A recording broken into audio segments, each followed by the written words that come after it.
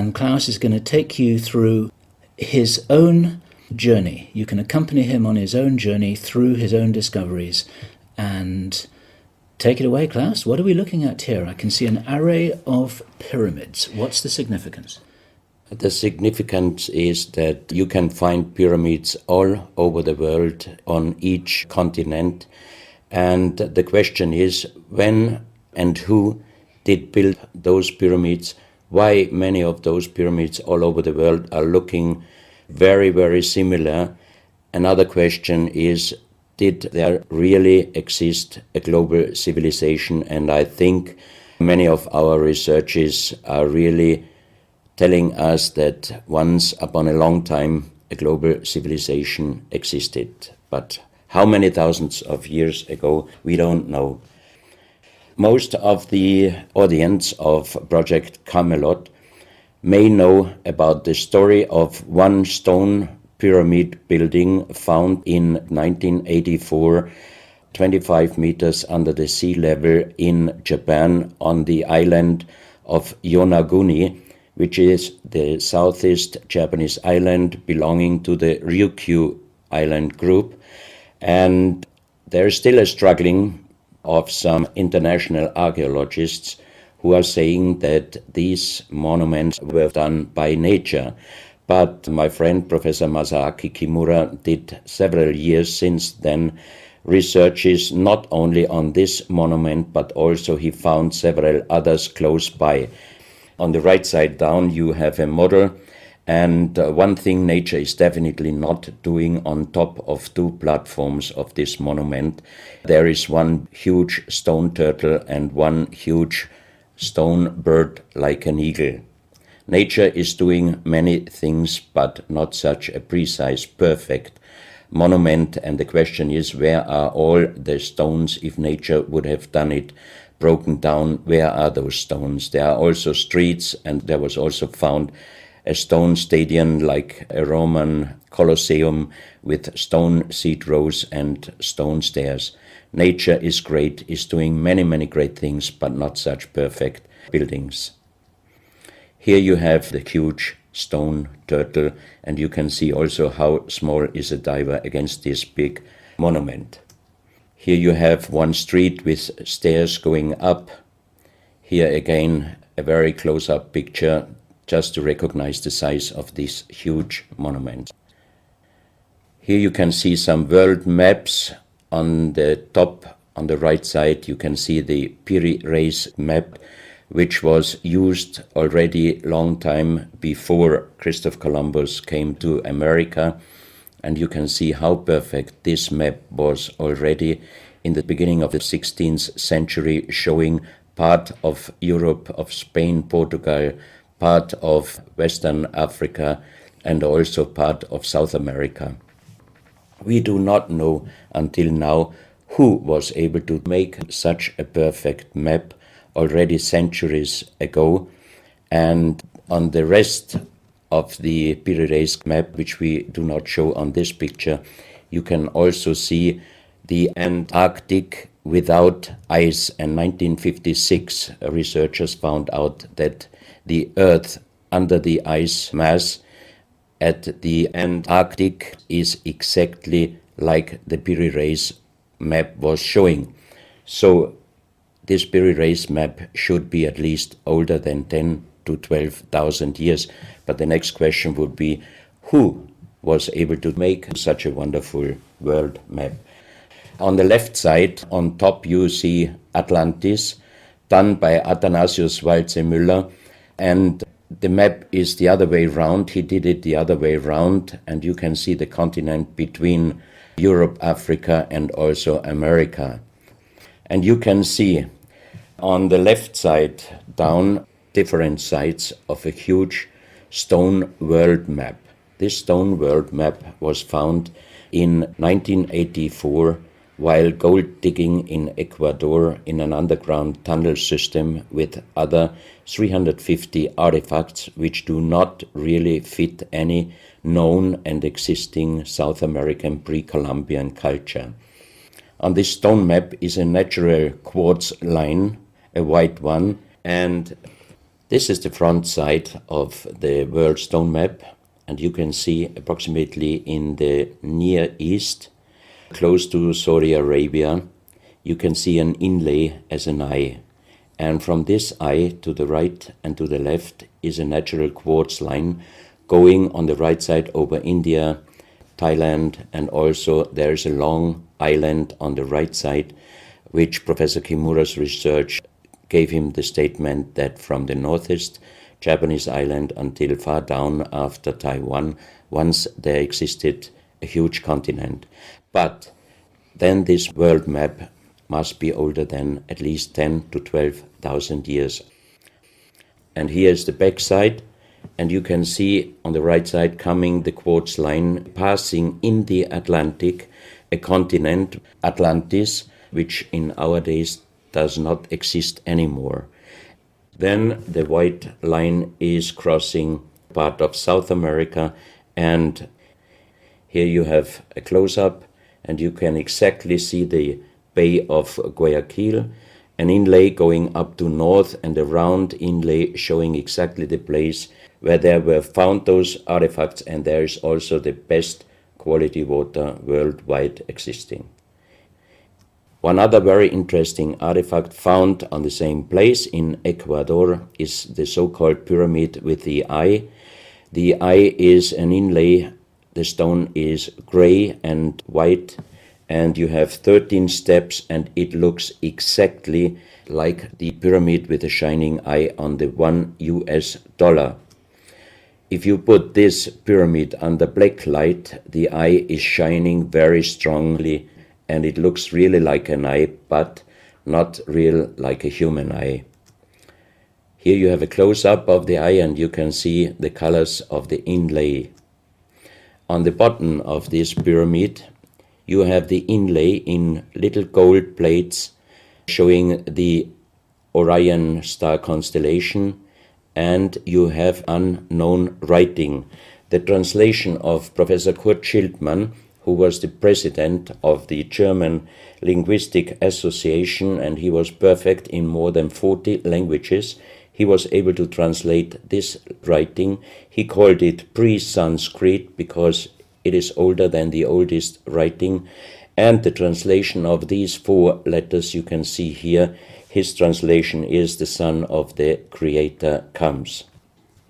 As we found the same writing on stones in certain countries like Ecuador, Colombia, Illinois, United States, Clausel, France, Malta in the Mediterranean, Turkmenistan, Australia, and in southern Calabria, Italy, just a few years ago. Always there are stones and ceramics, terracotta with the same writing. That means this writing existed once worldwide, and that means there must have been a global civilization older than Sanskrit, older than 6,000 years. And Professor Schildmann also told me that this writing has a little similarity to the Indus writing and also to the Easter Island writing. And as he said, this is older than Sanskrit. He called this writing pre-Sanskrit. On this stone, you can see on the top the 2 eyes, and then you see the right hand holding the pyramid and putting the left hand on top of the pyramid. That means showing how to use this pyramid with the eye. On this stone you can see an encarving, sitting a man on a stone holding the pyramid exactly as it was shown on the artifact before. From his eyes are going rays out, and on the right side you see 2 bowed persons. On his head he has something like a small helmet, and from this helmet goes up like an antenna to a strange object over him. And here you have the photo of the discovered helmet. We could not yet make a metal research or checking what kind of metal was used, but you can see in the center of the helmet that something is missing, and that might have been this kind of antenna which was shown on the artifact before. Another very strange finding from the same place is one big jade cup and 12 little jade cups. As the 12 cups are man-made and each one is a little bit different in size, if you fill them up perfectly with water and you put the 12 cups of water inside the big cup is completely filled. The next strange thing is that you can see on the little cups numbers which are looking like the Mayan numbers, but if you compare them with the Mayan numbers, you find out that there are some little differences.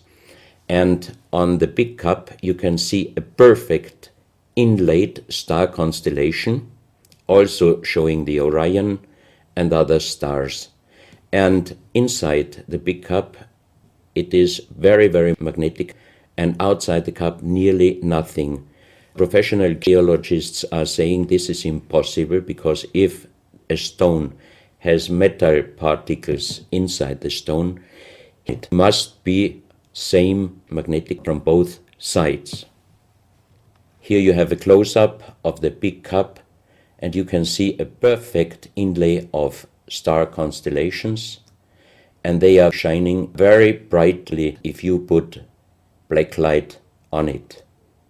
Here you have some small cups that you can figure out more clearly the style of the numbers inlaid in a strange material also shining under black light.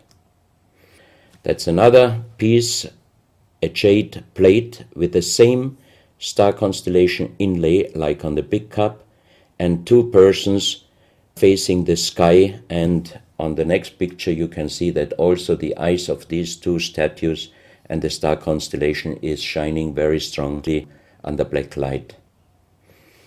This was once a hard-formed brown stone, changing the color in the center of the stone into black, which usually in nature does not happen. And you can see, if you look very close, you can see a face with closed eyes, with a mouth, the nose, a long beard and long hair. On the left side, the face and also the stone is broken. This is the reverse side of this stone.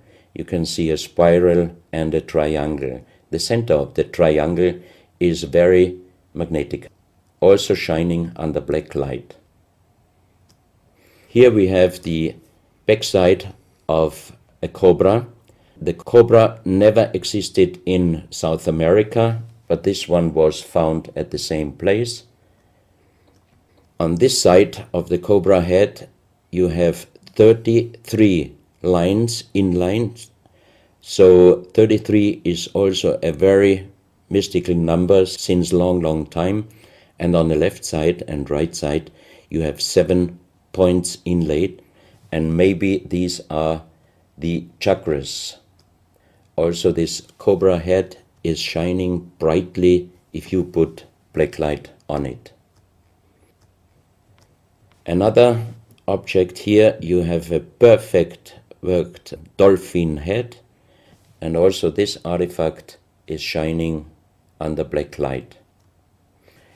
Here you have a kind of stone helmet. You can put this granite stone helmet on your shoulders, or you can lay your head inside it, and the inlay points which you see on this helmet, some experts told me that these points are exactly the acupuncture points on the human head. Here you can see how it might have been used. And a few months ago, they found at the same place an unfinished stone helmet. So that means that also some of these artifacts were made directly in Ecuador, but many years ago. And also the inlay on this object are shining under black light very bright. This is a fantastic jade snake, and also the inlay points are shining under black light.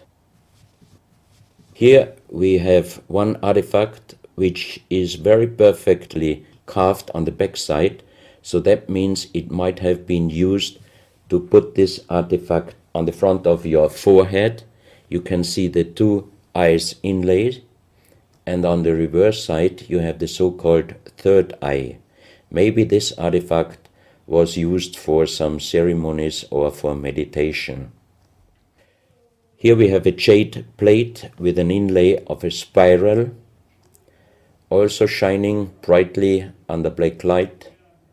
Another one, you can see 7 rings inlaid in the jade plate and also shining under black light. Maybe this also could be a presentation of the 7 chakras.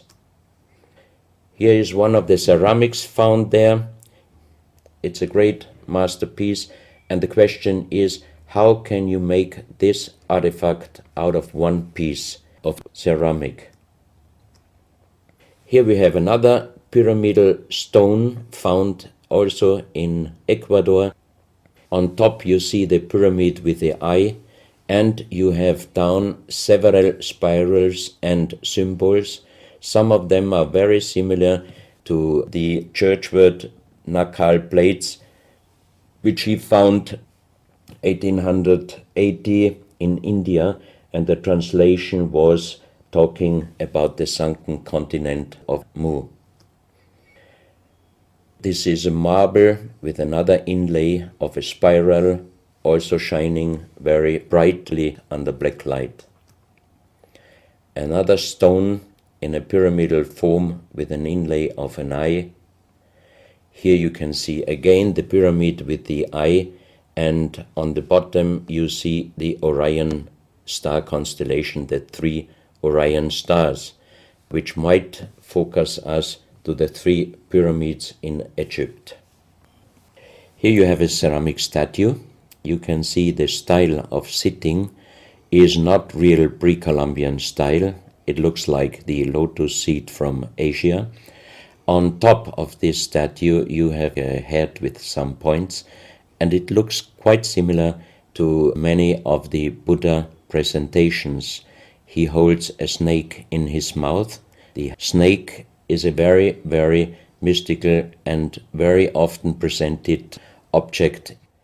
So that means this statue is not from any existing or known pre-Columbian culture.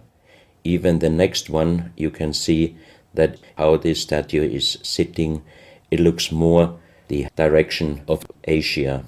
On top of his head, again a very strange head, and in the center you can see like the head of a frog. Also, the frog is a very mystical animal in old South American pre-Columbian culture, but also in Africa and also in Asia.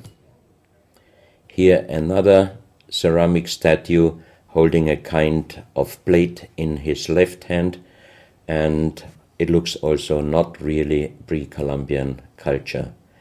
This another very strange artifact holding a stick with a snake. Again we have the snake here, and the question is where and who this statue was done. This is a photo of the Altiplano in Bolivia. Archaeologists and researchers found out that at least before 4,000 years there was happened a very big impact in Argentina, and the shock wave of this big impact destroyed many stone buildings in the Altiplano of Bolivia. You have here a picture of Pumapunku, a very strange place close to Tiahuanaco in Bolivia, and you see tons of stone plates with perfect work on it destroyed. Maybe this was the reaction to the big impact in Argentina. Here you have my friend Giancarlo Bonfanti, Italian researcher, in the center of the so-called Sun Gate in Tiahuanaco in Bolivia, and some researchers write that the figurines on top of this side of the Sun Gate are showing the Venus calendar. Here you have one of the big stone plates from Pumapunku, and you can see how perfect this stonework was done. And the question is, could you do such perfect work with simple tools? Close to this area, they found skeletons with a size of 2.6 meters. And the picture on the top shows you the skull of one of these skeletons, and it looks like it is deformed, but definitely these skulls are not deformed. They are natural style, like an egg. On this photo you see how strong the jaw of those skulls were. This is a front view, and the most interesting photo is this one, because you can see that the top of the skull does not have the 3 plates which we have as Homo sapiens, and that shows us that these skeletons are not Homo sapiens. What we might be able is doing a DNA check and an age dating on these skeletons, because we are very much wondering what kind of humans did exist long time ago and how long ago. On the next pictures I show you some artifacts found close by the real giants, and when I first time got this mask in my hands, I tried to look through the 2 eyes. At that time I didn't know that they were belonging to 2.6 meter skeletons, and I was just wondering, why did they make masks where you can only look out from one eye? But after knowing that those people were over 2.5 meters, I could imagine that their skull was of course bigger than our skull, and that's why these masks were for us oversized. That's another mask from Bolivia, another one with very wonderful encarving, many spirals and many symbols, which we also found in many other cultures. This is a very heavy stone figurine, and again here you can see on the top the head of a snake going down on his backside. This is the reverse side. You can see again the snake. So that means the snake must have been a very, very important animal in the past of our history. Here you can see a stone flute. The strange thing is that the vibration of the sound of these stone flutes is exactly the same as our brain waves. So that means maybe those flutes were used for meditation or for healing purposes. And each 2 holes are connected perfectly with each other. That means you can make perfect holes into this very, very hard stone, but how you connect with simple tools the 2 holes on the bottom, this would be, even in our days, a very difficult work to do. Because it's in the shape of a U and it curves around inside the stone. That's right. And with simple tools you are definitely not able to do such a work. And even the holes are very precise. This is the form of a boat, and you have 3 flute pipes at the end. Here you can see how perfectly they were made. This is another flute, very small. You can use it only with very soft blowing, and the sound is like the sound of the dolphins. This is an artifact where we do not have any idea for what purpose it was used. Now we are in Colombia. On the next few photos I show you very strange artifacts from Colombia in South America. The most famous industrial designer and architect in Colombia, Professor Jaime Gutierrez, is collecting strange artifacts from his country already since centuries.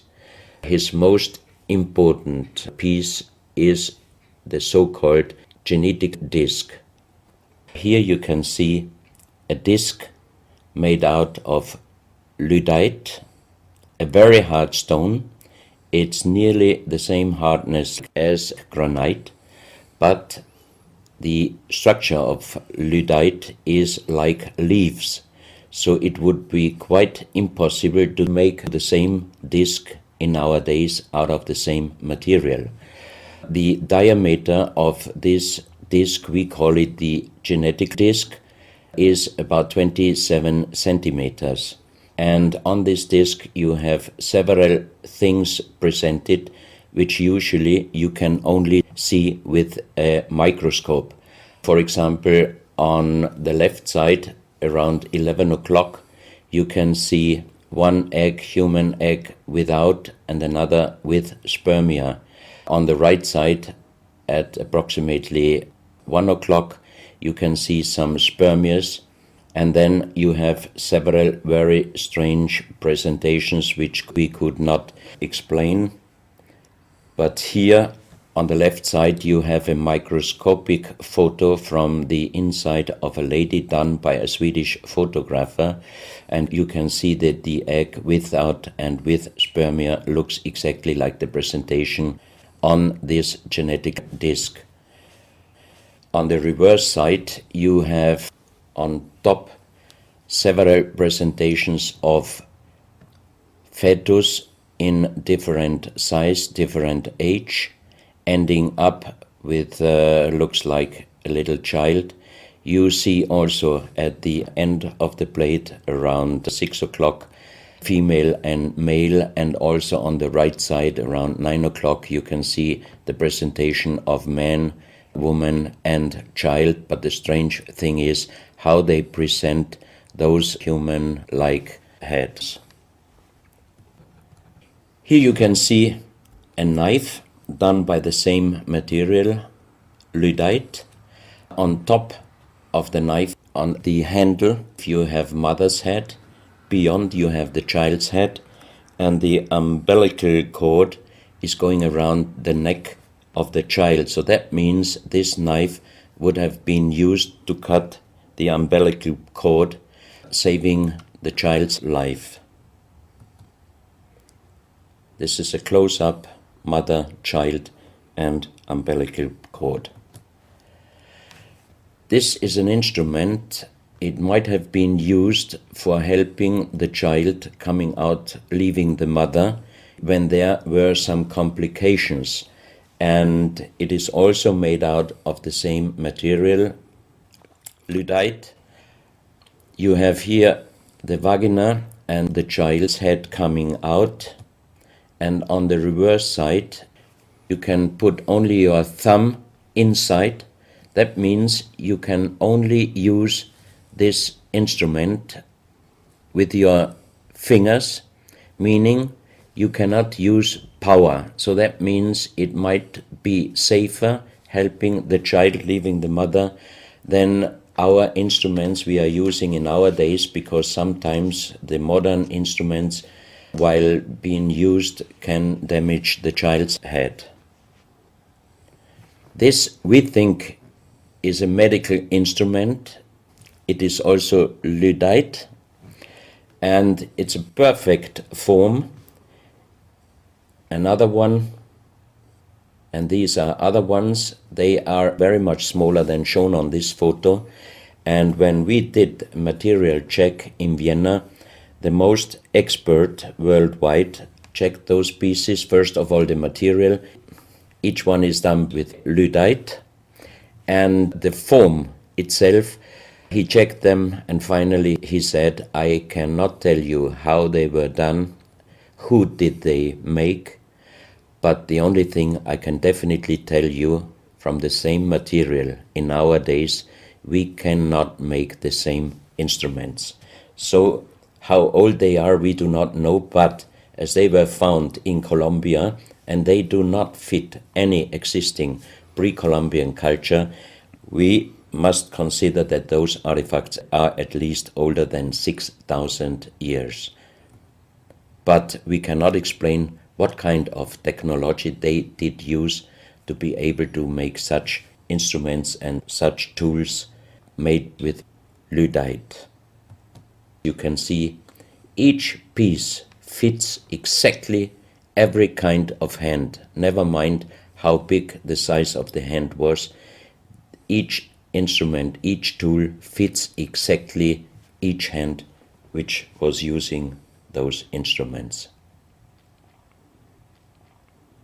This face looks a little bit like the Maui, the big stone statues from Easter Island.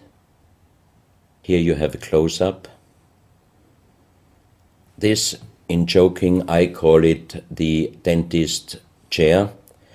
Perfectly done, but again, same material, lyddite. And the strange question is, why, if they could make such perfect figurines out of this very difficult material, why did they show the human face always with big round eyes and a little nose and a big mouth? There is no real explanation possible. This is again one piece from Colombia, lyddite. On the front side you see the mother holding the baby, and on the back side you see the man with armors, most probably for hunting. This stone figurine was found in Colombia. It looks exactly like the Maui statues from Easter Island, but it is only about 30 centimeters in size. This is another masterpiece of stonework. You have on both sides presented one bird, but if you look at the front side, you can see that the two birds presenting a face, and on the left side, between the bird's head and the wings, you see again this unknown writing which we found on stones from all over the world. This is the mother holding a child, very strange face, and it's a kind of jade material. This is another stone from Colombia showing an armadillo. On top of the armadillo you can see a strange face with long ear and two horns on top. On this artifact you can see a smiling face on top.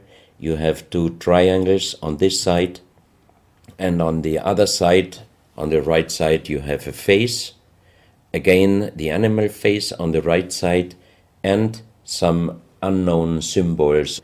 And on the bottom of this object you see an animal, looks like a crocodile. Now we are moving to Guinea, West Africa, very close to the border with Mali.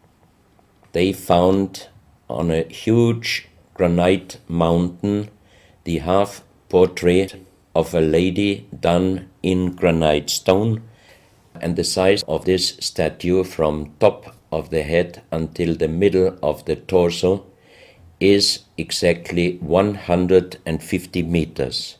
So this is a real big question. Who might have been able to do such a huge granite half-portrait in a mountain at least 10 to 12,000 years ago, because the Italian geologist Professor Pittoni was on the spot. He did these photos and he checked the earth on the bottom of this mountain, and his calculation was that this stone monument must have been done at least 10 to 12,000 years ago. But then we have the real big question: who could have been able to do such a big stone monument? Even in our days it would be impossible, or at least it would cost so much money that it would never be able to do. And if you look at the close-up of the face, some experts told me that this face definitely is not European, but also, of course, not black African. it must be either South American or Asian culture. But then again, we are at the point 10 to 12,000 years ago. It might be the civilization, the lost civilization from Atlantis. Close to this area in Sierra Leone, Professor Pittoni was in charge of diamond excavations. And as he heard in this area a legend about Allah was angry with some angels, and he put them into stone and throw them to the earth. He put the sky, also made it into stone and throw it to the earth, and he put the stars and throw them to the earth. The legend says that the sky, you can see on this stone, they call them sky stones, sky blue stones found in this area under the earth. And we did research in Vienna. This is definitely artificial stone. It's not a natural stone, and all the material could be found, but the only thing they could not inform us is what kind of color did they use to get this real sky blue color.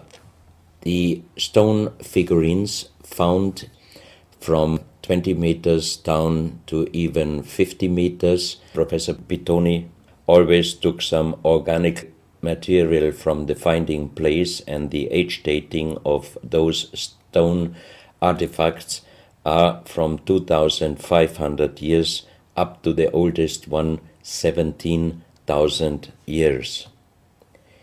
Here you have a granite stone, so-called normoli, stone normoli, with very nice encarving.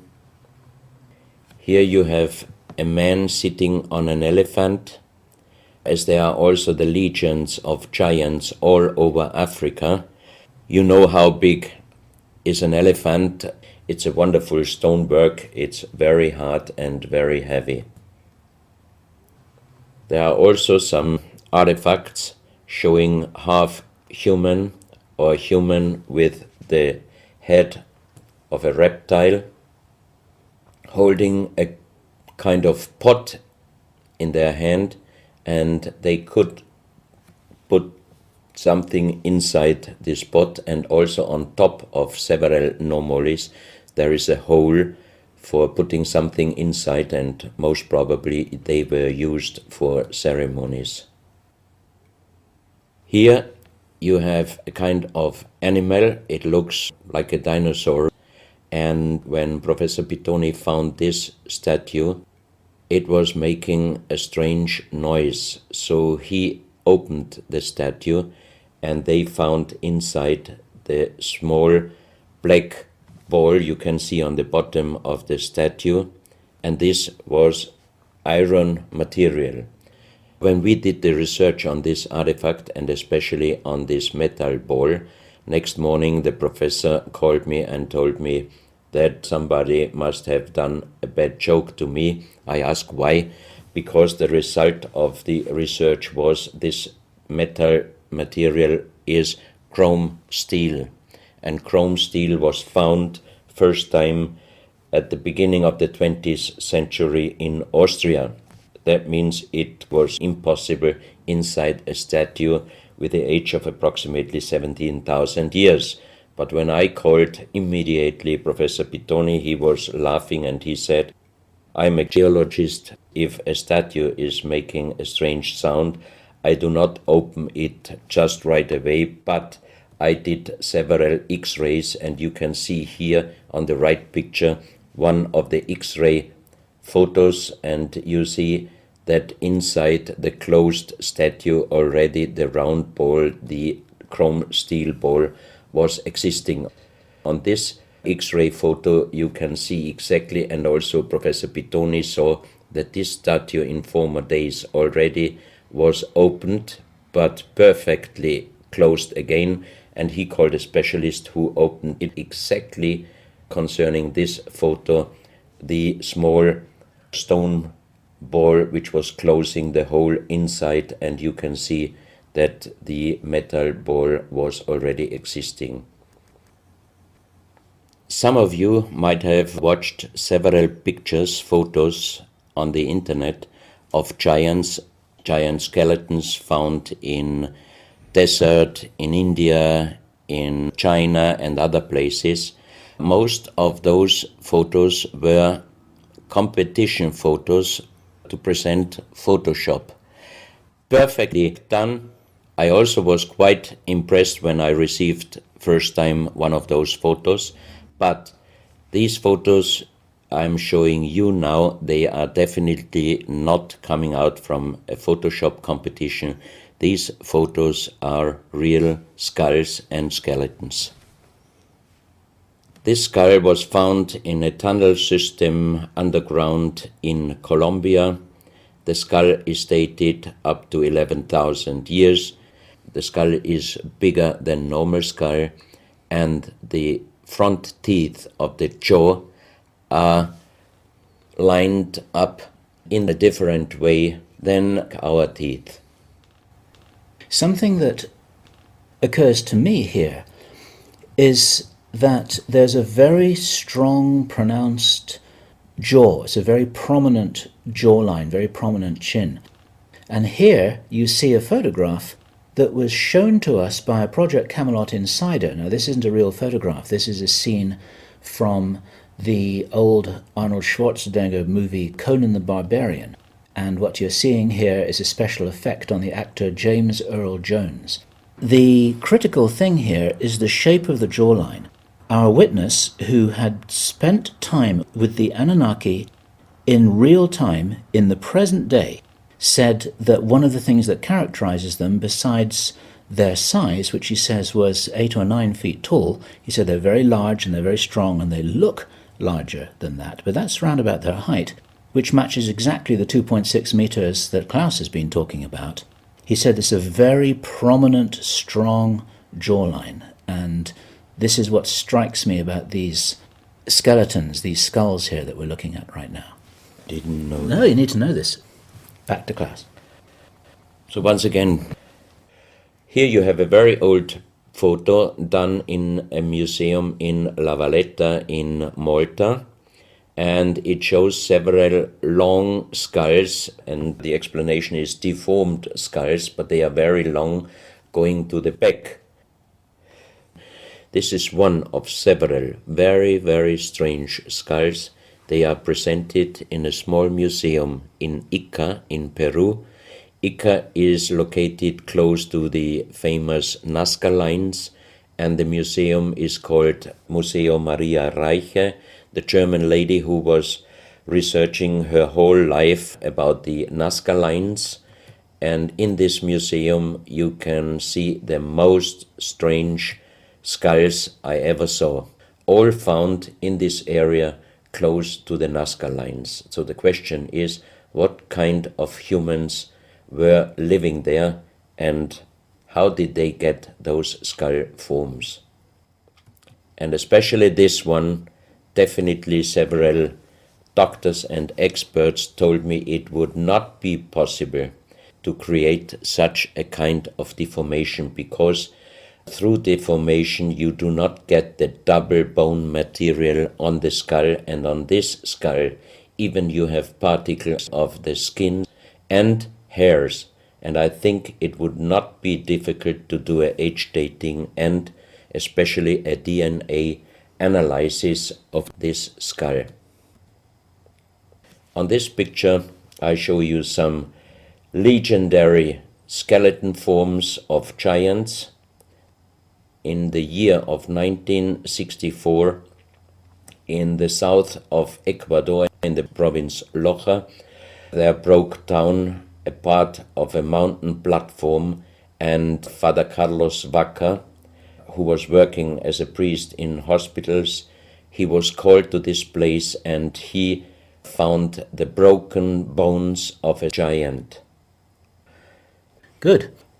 Well, Klaus, I asked you if you would take us on a journey, and for the last nearly an hour, I think it is, you've taken us on a fascinating journey, not only around the world, but through time, back as long ago as 17,000 years. And it's a real reminder of how little we know about what our history really is, These are important pieces of an important puzzle, and you're doing an enormous amount to raise people's awareness of what it is that we're not shown in many museums, what it is that we don't read in anthropological textbooks, and what it is that many university professors still refuse to recognize. And thank you so much for your part in helping to raise our own understanding of our history on planet Earth. Klaus, thank you.